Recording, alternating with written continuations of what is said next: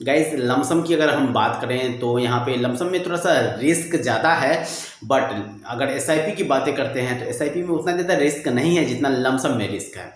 तो हम हमेशा इसीलिए से एसआईपी की ही बातें करते हैं। गाइस एक्चुअली होता क्या है ना, अगर हम एसआईपी में इन्वेस्टमेंट करते हैं तो हर महीने हमारा एक फिक्स छोटा सा अमाउंट है से इन्वेस्टमेंट करना पड़ता है, बट लमसम में एक बड़ा सा अमाउंट है से हम लोग इन्वेस्टमेंट करते हैं। हो सकता है कि उस अमाउंट किसी किसी के पास में हो ही नहीं, 1 करोड़ रुपया पुराने के लिए 1 लाख रुपया, 2 लाख रुपया, 4 लाख रुपया का फंड, या फिर हो सकता है कि किसी के पास में हो भी वो इन्वेस्ट करे और मार्केट से जिस तरह से अभी ऐसे बहुत ज़्यादा ऐसे डाउन जा रहे हैं उसका पैसे जो दोस्तों ऐसे डूब जाए। तो इसीलिए हम लोग गैस एसआईपी में इन्वेस्टमेंट करते हैं।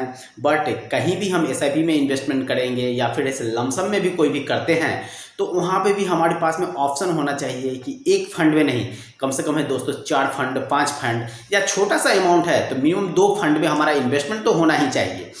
अगर 2 फंड में इन्वेस्टमेंट करते हैं हम तो हमें रिस्क ऐसे दोस्तों ऐसे डिवाइड हो जाता है 2 फंड का। ज़रूरी नहीं है कि हम जो भी है म्यूचुअल फंड ले रहे हैं या एसआईपी ले रहे हैं उसमें ऐसे सारा है कंपनी इन्वेस्टमेंट कर रखा हो या फिर सारे कंपनी में वो म्यूचुअल फंड इन्वेस्टमेंट कर रखा हो, ठीक है। तो यहाँ पे एक क्राइटेरिया आता है कि सपोज दैट हम किसी भी फंड में इन्वेस्टमेंट करते हैं तो वहाँ पे हम लोग को दिखाता है क्या है, 30 कंपनी में इन्वेस्टमेंट किया गया है, 40 कंपनी में इन्वेस्टमेंट किया गया है, 20 कंपनी, 25 कंपनी, या फिर निफ्टी 50 में इन्वेस्टमेंट किया गया है, निफ्टी 100 में इन्वेस्टमेंट किया गया है, निफ्टी 200 में, 500 में, बहुत सारा ऐसा ऑप्शन ऐसे शो करते रहता है। गाइस अगर हम बातें करते हैं इन्वेस्टमेंट का तो हम निफ्टी 200 में इन्वेस्टमेंट करते हैं तो जिस तरह से हमारे पैसे दोस्तों ऐसे गाइस बढ़ते हैं, अगर हम मार्केट गिरता भी है तो स्लो ऐसे गिरेगा, एकाएक मार्केट नहीं गिर जाएगा, ठीक है। अगर हम इन्वेस्टमेंट करते हैं निफ्टी 50 में तो ज़्यादा ऐसे वर्टाइल मार्केट होता है, कभी भी ऐसे मार्केट से ज़्यादा ऐसे गिर सकते हैं और कभी भी मार्केट से हाई पे जा सकते हैं, ठीक है। तो इसीलिए इन्वेस्टमेंट शुरू करते हैं हम एसआईपी से तो हमें ऐसे कहीं ना कहीं ऐसे दोस्तों ऐसे प्रॉफिट होने का चांसेस बहुत ज़्यादा होता है और मिनिमम इन्वेस्टमेंट पे हमारा बहुत बड़ा फंड तैयार होता है। तो चलिए हम देखते हैं कहाँ पे हम इन्वेस्टमेंट करते हैं और कितने रुपया से इन्वेस्टमेंट शुरू करते हैं ताकि हमारा फंड ऐसे दोस्तों काफ़ी बड़ा तैयार होता है। गाइस यहाँ पे हम कैलकुलेशन कर रहे हैं एसआईपी कैलकुलेशन, तो यहाँ पे देख रहे हैं कि रिटर्न हम सिर्फ 18% का ही लेंगे। बहुत सारा वीडियो में मैंने 25% का भी रिटर्न लिया है, 26% का भी लिया है रिटर्न, 18% का भी लिया है, 15% का भी रिटर्न लिया है। बट अभी के सिचुएशन में अगर हम 18% रिटर्न लेकर चलते हैं तो फ्यूचर में 18% रिटर्न गाइस हमें मिलता ही मिलता है, ठीक है। इन्वेस्टमेंट अमाउंट गाइस हम 2500 रुपया मंथली करते हैं, ड्यूरेशन 25 साल के लिए करते हैं, ठीक है। और हमारा जो 1 करोड़ रुपया का टारगेट है तो दोस्तों कैलकुलेशन करेंगे तो हमारा 1 करोड़ रुपया का टारगेट इससे पूरा हो जाता है 25 सालों में। यहाँ पे हम देखते हैं कि कौन सा फंड में इन्वेस्टमेंट करेंगे, ठीक है। तो फंड का नाम भाई दोस्तों बहुत सारा है, बट यहाँ पे अगर देखेंगे तो यहाँ पे 2-3 फंड ऐसा है जो ऐसा हाई ग्रोथ ऐसे दे रहा है, ठीक है। तो यहाँ पे देखेंगे SBI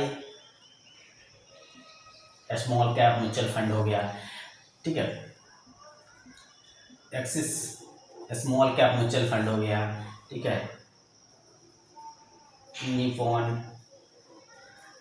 Nippon India small cap mutual fund हो गया। गाइस ये 3-4 म्यूचुअल फंड ऐसे हैं स्मॉल कैप की कैटेगरी में जो आपको इससे काफ़ी ज़्यादा ऐसे रिटर्न देता है, ठीक है। अगर हम यहाँ पे बातें करते हैं तो ये सारे जो म्यूचुअल फंड है वो डायरेक्ट कैप में आते हैं दोस्तों। जैसे कि मैं पहले वीडियो में बता कर रखा हूँ कि डायरेक्ट ग्रोथ प्लान होता है दोस्तों या फिर ऐसे रेगुलर ग्रोथ प्लान होता है। आप इन्वेस्टमेंट करते तो सही है बट आपके लास्ट तक देखते देखते गाइस तो वहाँ पे आपको ऐसे कहीं ना कहीं आपको 1-2% के कारण 30 लाख रुपया का मुनाफा ऐसे कम हो जाएगा। आप यहाँ पे कैलकुलेशन करेंगे गाइस, अगर 25 साल के लिए हैं तो यहाँ पे आपको ऐसे 10-15 लाख रुपया, 20 लाख रुपया का डिफरेंस आ जाएगा अगर 1% कम से कैलकुलेशन करते हैं तो वही बात हो गई ना। अगर आप 17% से कैलकुलेशन करते हैं तो गाइस यहाँ पे आपको ऐसे कम अमाउंट मिलेगा, अगर ऐसे आप 18% कैलकुलेशन करते हैं तो आपको ज़्यादा अमाउंट मिलता है। तो ये जो कैलकुलेशन है ये मैंने कैलकुलेट किया है दोस्तों डायरेक्ट ग्रोथ प्लान के थ्रू ऐसे कैलकुलेशन किया है, इसीलिए यहाँ पे 18% मिलेंगे। अदरवाइज 17% ऐसे रेगुलर ग्रोथ प्लान में मिलते हैं और डायरेक्ट ग्रोथ प्लान में 18% मिलते हैं। जब भी आप इन्वेस्टमेंट करेंगे रेगुलर ग्रोथ प्लान में इन्वेस्टमेंट ना करें, डायरेक्ट ग्रोथ प्लान के थ्रू इन्वेस्टमेंट करें। और दोस्तों गाइस कहीं भी इन्वेस्टमेंट करते हैं तो डायरेक्ट उस कंपनी के ऐप से ही इन्वेस्टमेंट करें, ठीक है।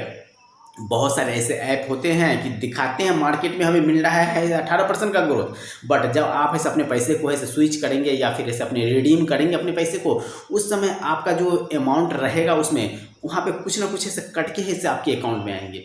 इसीलिए गाइस, जब भी आप इन्वेस्टमेंट करें, एक प्रॉपर जो उसका ऑथराइज एप्लीकेशन होता है किसी भी म्यूचुअल फंड का, उसके थ्रू ऐसे इन्वेस्टमेंट करते हैं तो आपको काफ़ी ज़्यादा ऐसे रिटर्न मिलता है, और 1% 2% ऐसे ज़्यादा ही मिलेगा वहाँ पे, ठीक है। इसीलिए इन्वेस्टमेंट करें और मेरे वीडियो को लाइक शेयर सब्सक्राइब करें, बेल आइकन जरूर दबाएं ताकि हर नोटिफिकेशन आपको मिलता रहे। थैंक यू, धन्यवाद।